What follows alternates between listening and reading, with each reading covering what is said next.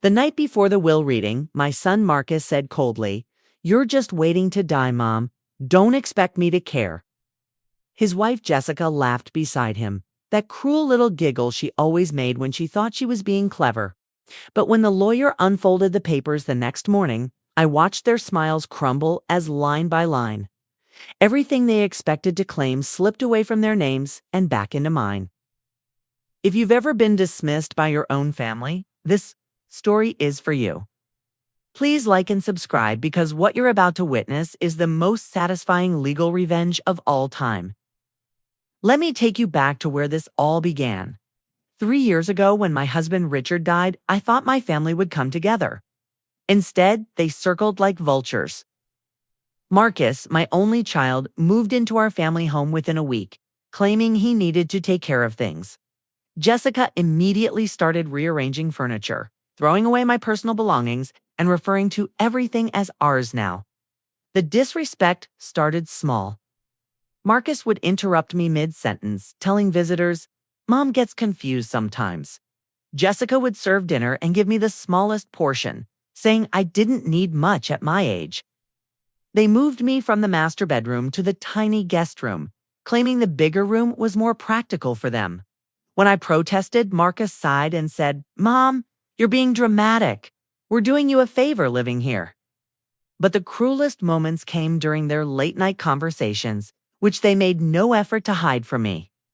I'd hear them through the thin walls, planning renovations, discussing which of my belongings to sell, and calculating how much my death would be worth. Jessica would laugh about my outdated clothes and suggest donating them before I died, so we don't have to deal with it later. Marcus would agree, adding that I was basically a ghost already. The breaking point came during Christmas dinner. I'd spent hours making Richard's favorite meal. Hoping to feel connected to him through the traditions we'd shared for 40 years, Marcus took one bite and pushed the plate away. "It tastes like nursing home food," he said. Jessica nodded, ordering pizza instead. As I sat there with my untouched meal, watching them eat pizza and laugh about their vacation plans for after, something inside me finally snapped. That night, I made the first of many secret phone calls. You see, there was something Marcus and Jessica didn't know about Richard's will. Actually, there was a lot they didn't know about our entire marriage, our business, and who really built the fortune they were so eager to inherit. For months, I'd been making these calls after they went to sleep. Lawyers, accountants, financial advisors. I was piecing together a puzzle that would change everything. Richard may have left everything to our son, but he wasn't the only one with secrets.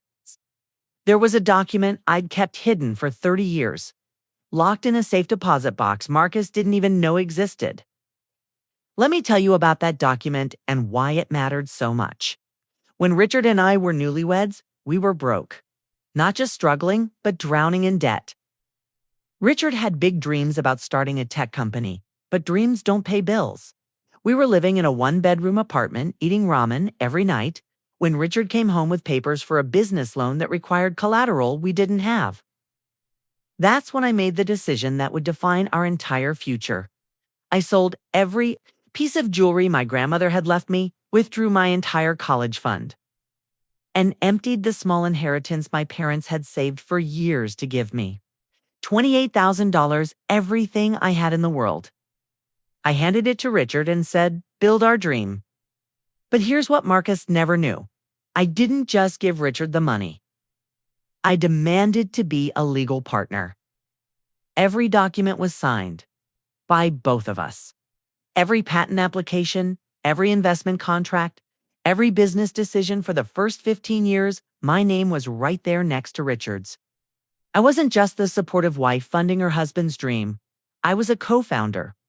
Richard handled the public face of the business while I managed the behind-the-scenes strategy. The revolutionary software algorithm that made us millions. I designed the core concept during late nights while Richard was traveling. The international expansion that tripled our revenue.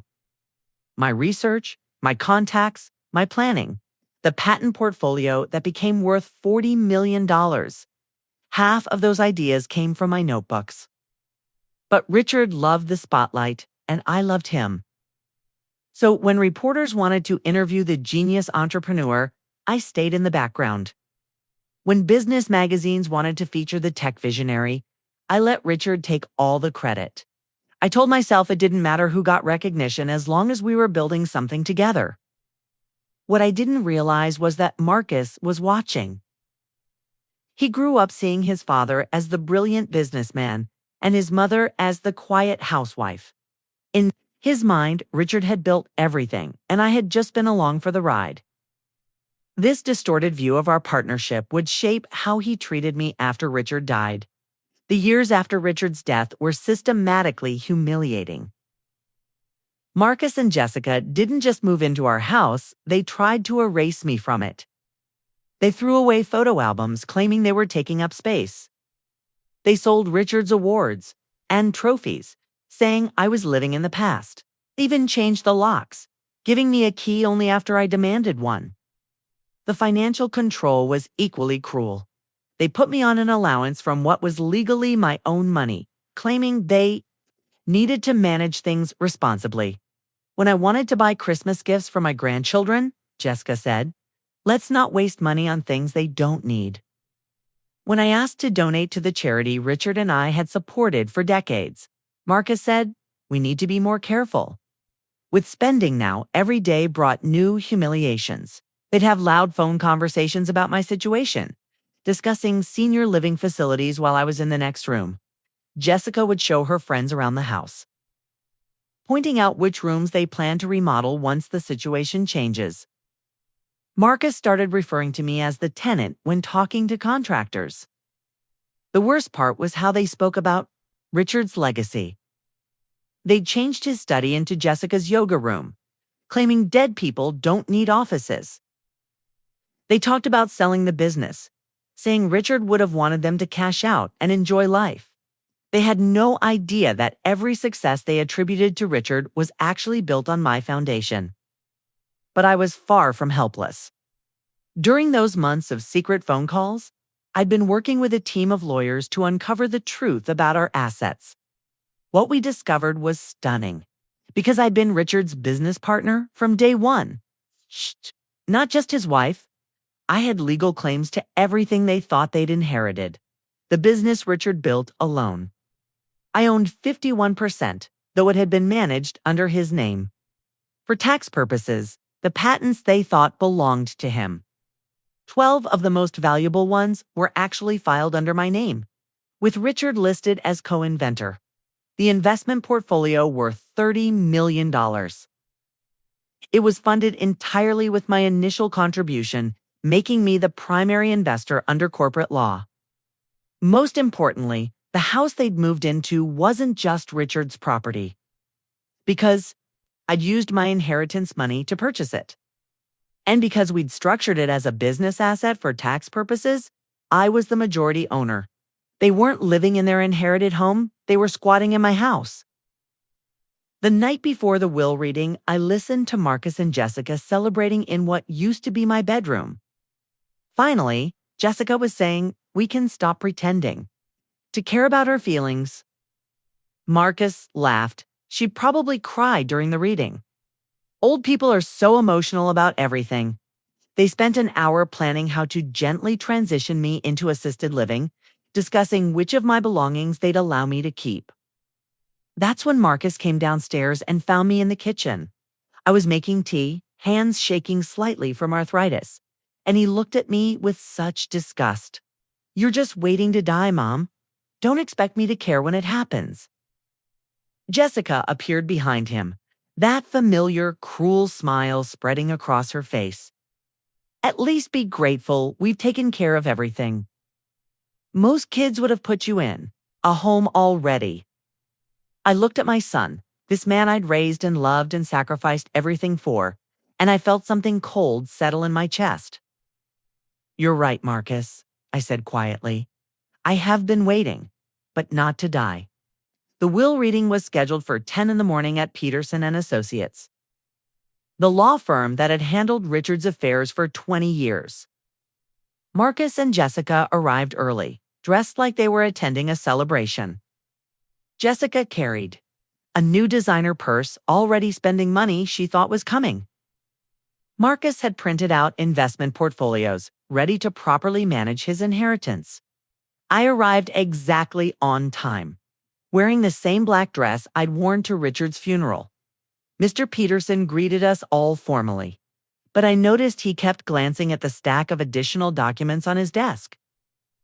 Marcus didn't notice he was too busy, calculating numbers on his phone. Before we begin, Mr. Peterson said, I need to inform everyone that there have been some significant legal developments regarding this estate. Marcus waved dismissively. Just read the will, please. We understand everything was left to me. Peterson opened the official will and began reading. Just as Marcus expected, Richard had left the house, the business, and the investment portfolio. To his son, Jessica squeezed Marcus's hand triumphantly. But then Peterson paused. However, he continued, there are existing legal claims against these assets that were discovered during probate. Marcus frowned. What kind of claims? Peterson reached for the stack of additional documents. It appears that Mrs. Eleanor Williams has substantial legal ownership of virtually all assets mentioned in this will. The room went silent. Jessica's smile froze on her face. That's impossible, Marcus said. My father built everything. My mother was just a housewife. Peterson adjusted his glasses and opened the first document. Actually, according to these incorporation papers from 1994, Mrs. Williams was a founding partner of Williams Tech Solutions, contributing the initial capital investment of $28,000 in exchange for 51% ownership. I watched Marcus's face change as the reality hit him. Jessica was frantically looking through her purse for her phone, probably planning to call her own lawyer. Peterson continued, reading. Furthermore, the family residence was purchased using funds provided solely by Mrs. Williams, making her the primary property owner, despite the deed being listed under both names for estate planning purposes. He handed Marcus a property deed. The mortgage was also secured using Mrs. Williams's inherited assets as collateral. The investment portfolio, Peterson went on, was built using profits from Mrs. Williams's initial business investment, legally making her the beneficiary of all returns. Document after document landed on the table in front of Marcus and Jessica.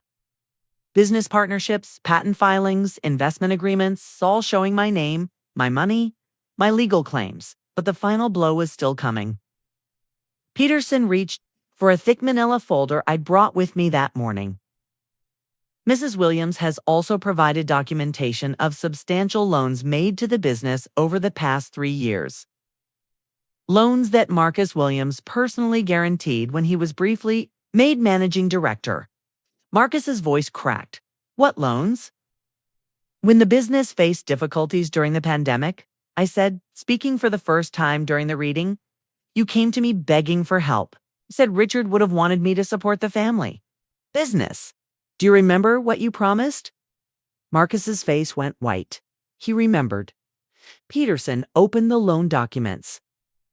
These agreements show that Marcus Williams borrowed $400,000 from his mother's personal accounts to keep the business operational with the loan secured against his future inheritance. Jessica grabbed the papers, scanning them frantically. These dates, ... Marcus, you never told me about these loans.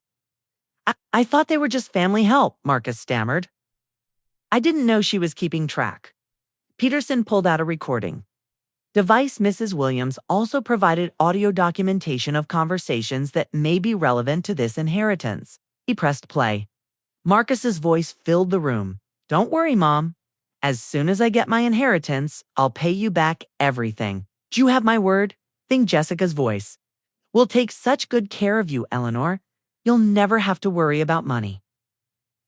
Recordings went on, conversation after conversation of promises they'd made, reassurances they'd given, commitment after commitment that they'd obviously never intended to keep. But the most damning recording was from just 2 weeks earlier. Marcus's voice. She's so pathetic, just sitting around waiting to die. At least when she's gone, we won't have to pretend anymore. Jessica, I know, right? Like, just hurry up already. We have lives to live. The silence in that room was deafening. Peterson turned off the recording and reached for his calculator. Let's review the current financial situation. The house is valued at $1.8 million and is legally owned by Mrs. Williams. The business is valued at $4.2 million and is majority owned by Mrs. Williams. The investment portfolio is worth $2.8 million and belongs entirely to Mrs. Williams. He paused, looking at Marcus. Your father's will left you his 51% of what he thought he owned. However, since he actually owned much less than he believed, your inheritance comes to approximately $340,000. Marcus started to smile, thinking that was still substantial money. Peterson wasn't finished. However, you currently owe your mother $400,000 in documented loans, plus 3 years of accrued interest at the rates specified in your loan agreements, bringing your total debt to $487,000. Jessica gasped. Shh. Marcus went completely silent. This means, Peterson concluded, that Marcus Williams currently owes his mother $147,000 and has no legal claim to any other assets in this estate. The explosion was immediate. Marcus jumped up, knocking his chair backward. This is insane. You can't just change everything now. Dad left me everything. Your father left you everything he owned, Peterson replied calmly. Unfortunately, he owned much less than anyone realized. Jessica was crying now, the designer purse clutched in her lap like a life preserver. Eleanor, please, we can work this out. We're family. I stood up slowly, my arthritis making the movement deliberate and painful. But for the first time in 3 years, I felt strong. Family, I repeated. Yes, let's talk about family. I looked directly at Marcus. A family doesn't tell their mother she's just waiting to die. A family doesn't laugh about funeral plans while that person is still alive. Family doesn't steal belongings and call it helping. Marcus tried to interrupt, but I continued. Want to know what I've been waiting for? I've been waiting for this moment. The moment when you realize that the weak old woman you've been dismissing actually holds all the power you thought was yours. Peterson handed me a new set of documents. Mrs. Williams has also prepared a new will, which she'll be signing today. Marcus lunged for the papers, but Peterson pulled them back. These documents show that Mrs. Williams is leaving her entire estate to the Children's Hospital Foundation and the Elder Care Advocacy Group. Upon her death, Casey and Jessica Williams will inherit exactly what they've given her. Nothing. The next few minutes were chaos. Jessica was sobbing, begging me to reconsider. Marcus was shouting about lawyers and legal challenges. But Peterson calmly explained that everything was perfectly legal. The documents were authentic, the loans were legitimate, and the business partnerships were valid. But Mom, Marcus pleaded, his voice breaking, where will we live? I smiled for the first time in months. Well, you're young and healthy. Sure, you'll figure something out. After all, that's what you told me when you discussed putting me in assisted living. Peterson handed them an eviction notice. Mrs. Williams is generously giving you 30 days to find alternative housing.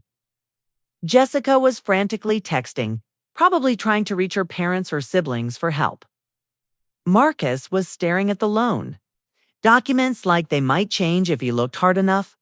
The transformation was complete from predators to prey in the span of an hour.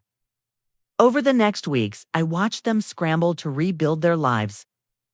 Marcus tried to negotiate, offering to make things right if I'd tear up the loan documents. Jessica attempted emotional manipulation, bringing my grandchildren over to guilt me into changing my mind. But every conversation ended the same way, with me reminding them of their own words. You said I was just waiting to die. I'd tell Marcus. When he called, well, I'm not dead yet, and as long as I'm alive, those loans are still due. They hired lawyers, of course. 3 different firms, actually. because the first two told them exactly what Peterson had said. Everything was legal. I'd contributed. The initial capital, I'd been a legal partner, and Marcus had signed legitimate loan documents. There was no fraud, no coercion, no legal remedy for their situation. The business side was even more satisfying. As the majority owner, I had the right to restructure management. Marcus had been drawing a salary as acting CEO, a position he'd given himself after Richard's death. I terminated that position and hired a real management company. The revenue increased by 30% within 6 months.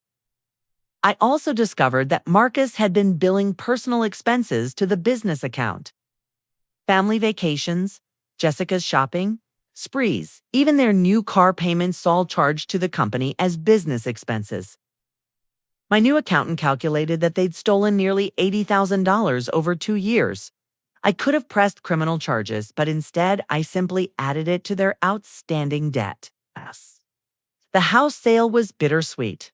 Richard and I had built so many memories there, but it had been poisoned by Marcus and Jessica's cruelty. I sold it to a lovely young family with children who promised to fill it with laughter again. The $1.8 million sale price went directly into my foundation fund. Image prompt. Peterson with calculator showing devastating financial breakdown. Large numbers displayed $1.8 million, $4.2 million, $2.8 million beside Eleanor's name. Marcus's brief smile dissolving into horror as debt calculation revealed. Final tally showing he owes $147,000.